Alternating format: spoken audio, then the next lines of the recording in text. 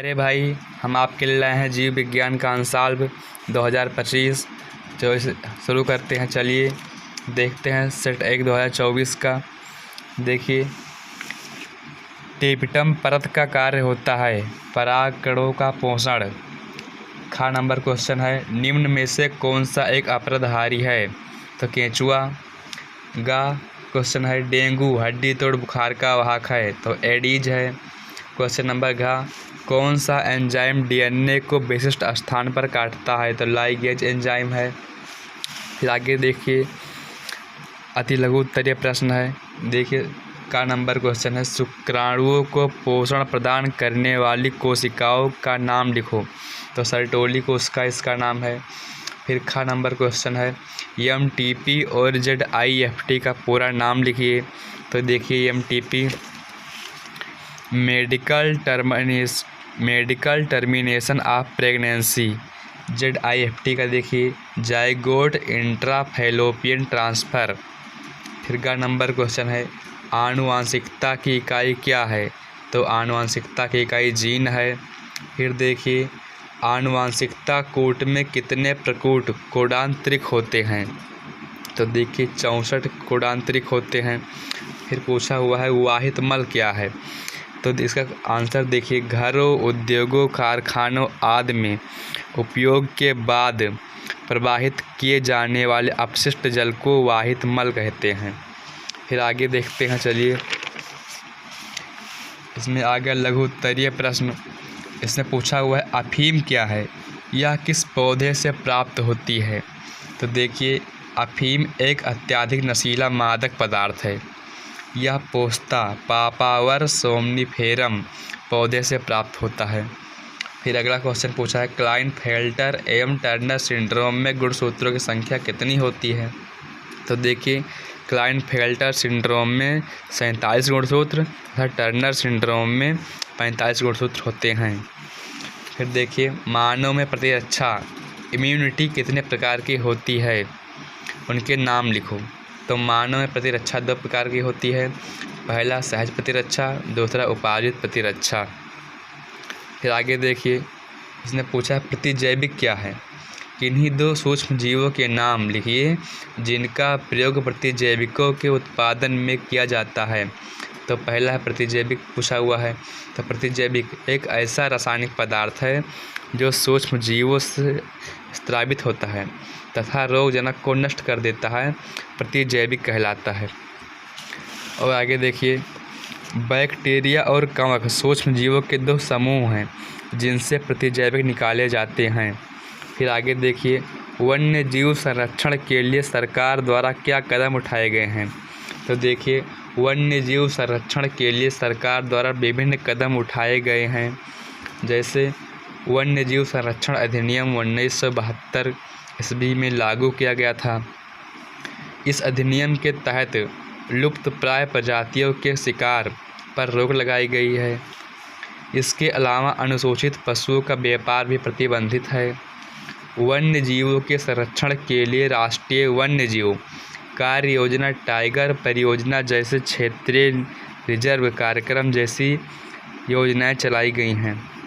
तो आगे देखिए, इसमें आ गया लघु उत्तरीय प्रश्न सेकंड टाइप का। इसने पूछा, शारीरिक रोध और कोशिकीय रोध पर संक्षिप्त टिप्पणी लिखिए। तो देखिए, शारीरिक रोध जो बाहरी रोगाणुओं को शरीर के अंदर प्रवेश करने से रोकती हैं, शारीरिक रोध कहलाती हैं। फिर आगे देखिए, कोशिकीय रोध जो बाहरी हानिकारक पदार्थों को कोशिका में प्रवेश करने से रोकती हैं, कोशिकीय रोध कहलाती हैं। फिर इसने पूछा है, विसंयोजन के नियम पर टिप्पणी लिखिए। तो विसंयोजन या पृथक्करण का नियम, इस नियम के अनुसार जब 2 विपरीत लक्षणों वाले शुद्ध नस्ल के एक ही जाति के 2 पौधे या जनकों के बीच संकरण करा जाता है तो उनकी F1 पीढ़ी में संकर पौधे प्राप्त होते हैं और सिर्फ प्रभावी लक्षण को ही प्रकट करते हैं। फिर आगे देखिए, कैंसर क्या है? इसके बचाव व उपचार का उल्लेख कीजिए। तो कैंसर एक ऐसी बीमारी है जो कोशिकाओं और अनियंत्रित रूप से विभाजित होने लगती है और शरीर के ऊतकों को नष्ट कर देती हैं। इसके बचाव देखिए, शराब का सेवन न करें, ज़्यादा देर तक धूप में न रुकें, धूप में सुरक्षित कपड़े पहनें, शारीरिक रूप से खेल खेलें, टहलें या कोई क्रियाविधि या काम करें। फिर आगे देखिए, टैबलेट, फ़ोन और कंप्यूटर का इस्तेमाल लगातार 2 घंटे से ज़्यादा ना करें, समय पर टीके लगवाएं। उपचार इसका देखिए, इसका उपचार 3 प्रकार से किया जा सकता है।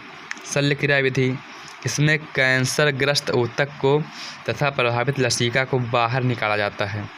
विकिरण चिकित्सा, यह विकिरण तेजी से विभाजित होने वाली कोशिकाओं को नष्ट कर देती है।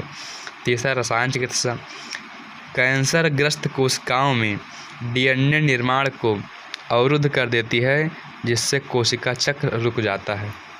फिर आगे चलिए देखते हैं, एक संकर एवं द्विसंकर टेस्ट क्रॉस को समझाइए। तो देखिए, एक संकर क्रॉस, मेंडल ने 2 जनक पौधा लिया, लंबा पौधा, बौना पौधा।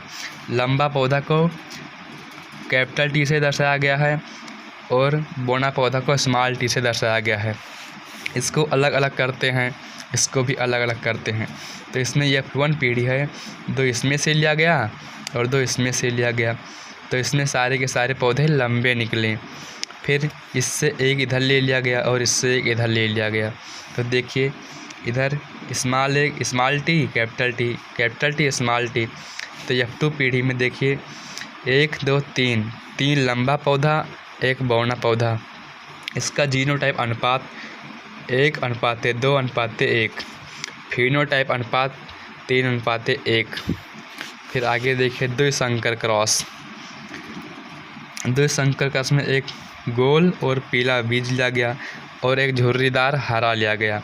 इसको इस RR, इसको YY से, इसको RR YY से लिया गया, इसको और इसको मिला दिया गया। फिर इसका फिनो देखिए, इसमें RR YY, इसमें गोल और पीला, गोल और हरा, पीला झुर्रीदार, हरा झुर्रीदार। इसका अनुपात हुआ 1:1:1:1। चलिए आगे देखते हैं, समजातता पर टिप्पणी लिखिए। ऐसे अंग जिनकी संरचना समान होती है परंतु इनके कार्य अलग अलग होते हैं, समजातता कहलाता है। जैसे तितली और पक्षियों के पंख, इनकी संरचना समान है तथा काम भी एक ही है।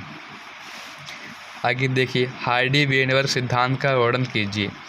हार्डी वेनबर्ग ने एक सिद्धांत दिया, इसके अनुसार एक जीव संख्या में युग्म विकालयी आवृत्तियाँ और उसके विस्तर सुस्थिर होते हैं, जो एक पीढ़ी से दूसरी पीढ़ी तक निरंतर रहते हैं।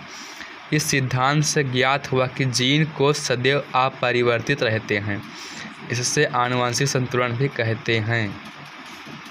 फिर आगे देखिए, लघु बीजाणुधानी परागकोश तथा गुरु बीजाणुधानी बीजांड के बीच कोई 3 अंतर लिखिए। तो देखिए, लघु बीजाणुधानी, गुरु बीजाणुधानी।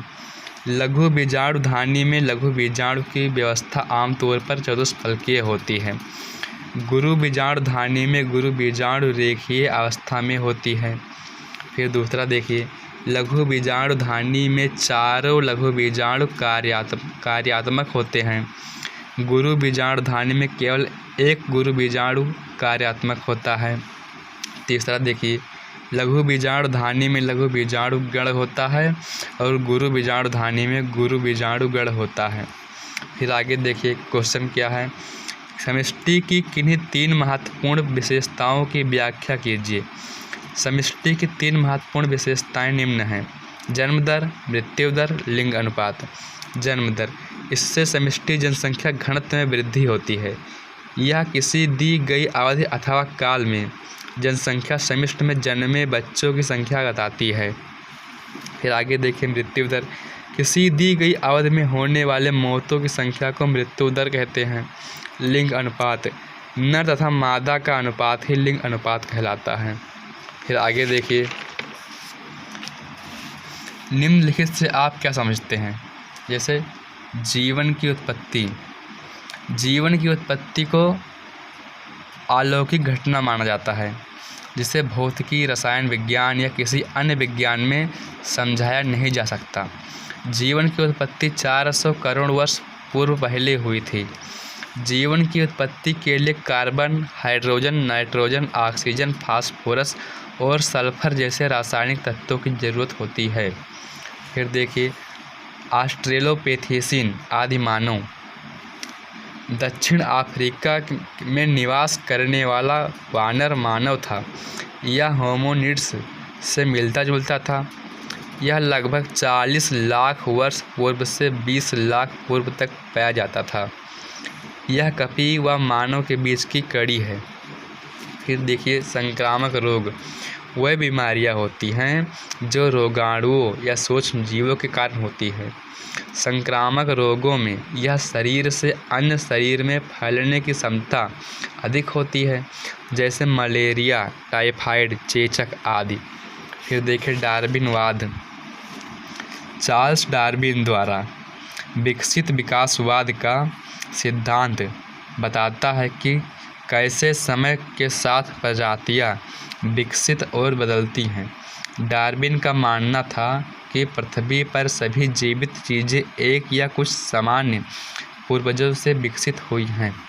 फिर आगे क्वेश्चन देखिए, निम्नलिखित में अंतर लिखिए। प्लाज्मिड डीएनए, गुणसूत्रीय डीएनए। देखिए, प्लाज्मिड डीएनए छोटा होता है, गुणसूत्रीय डीएनए बड़ा होता है। प्लाज्मिड डीएनए बैक्टीरिया में पाया जाता है। गुणसूत्रीय डीएनए यूकैरियोटिक कोशिकाओं में पाया जाता है, के नाभिक में पाया जाता है। प्लाज्मिड डीएनए आनुवंशिक कारक में कार्य नहीं करता। गुणसूत्रीय डीएनए आनुवंशिक के रूप में कार्य करता है। फिर देखिए, एक्सोन्यूक्लियेज तथा एंडोन्यूक्लियेज में अंतर पूछा है। एक्सोन्यूक्लियेज पॉलीन्यूक्लियोटाइड अनुक्रम को 5' या 3' छोर से एक एक करके काटते हैं। एंडोन्यूक्लियेज डीएनए अनुक्रम के भीतर या उसके आसपास से काटते हैं।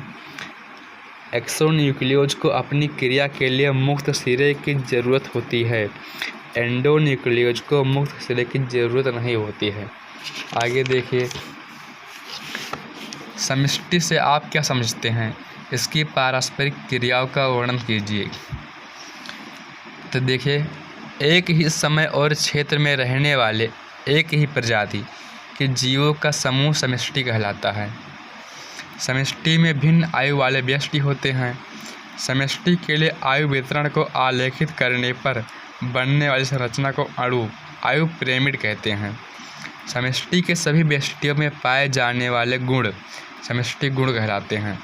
समष्टि की पारस्परिक क्रियाएं, जैसे सहभोजिता, यह दो प्रजातियों के बीच की एक पारस्परिक क्रिया है। इसमें एक प्रजाति को फायदा होता है जबकि दूसरी प्रजाति पर कोई असर नहीं पड़ता। फिर देखिए, आवृत बीजी पौधों में निषेचन कैसे होता है? निषेचन पश्च संरचनाओं का वर्णन कीजिए। तो देखिए, पराग नलिका में जनन कोशिका विभाजित होकर 2 नर युग्मक बनाती हैं। पराग नलिका नर युग्मकों को भ्रूण कोश में पहुंचाती है। भ्रूण कोश में एक नर युग्मक अंड कोशिका से मिलकर युग्मनज बनाता है। इसे संयुग्मन कहते हैं। दूसरा नर युग्मक अगुणित ध्रुवीय केंद्रकों से मिलकर त्रिगुणित प्राथमिक भ्रूणपोष केंद्रक बना लेता है। इस क्रिया को त्रिसंलयन कहते हैं। संयुग्मन, एक नर युग्मक प्लस अंडकोशिका, तो 2 युग्मनज हो गया। फिर देखिए, त्रिसंलयन, 2 नर युग्मक प्लस केंद्रीय कोशिका, प्राथमिक भ्रूणकोश केंद्रक हो गया। फिर देखिए, निषेचन पश्च संरचनाएं। प्राथमिक भ्रूण केंद्रक से भ्रूणपोष का विकास होता है। युग्मनज से भ्रूण का विकास होना गोलाकार, हृदयाकार स्थितियों से गुजरते हुए परिपक्व भ्रूण में परिवर्तित होना। फिर देखिए, अंडाशय का फल भित्ति में विकास। तो देखिए भाइयों, एक लेसन कंप्लीट हो गया है और आप हमारे चैनल को सब्सक्राइब कीजिए और वीडियो को शेयर कीजिए। धन्यवाद।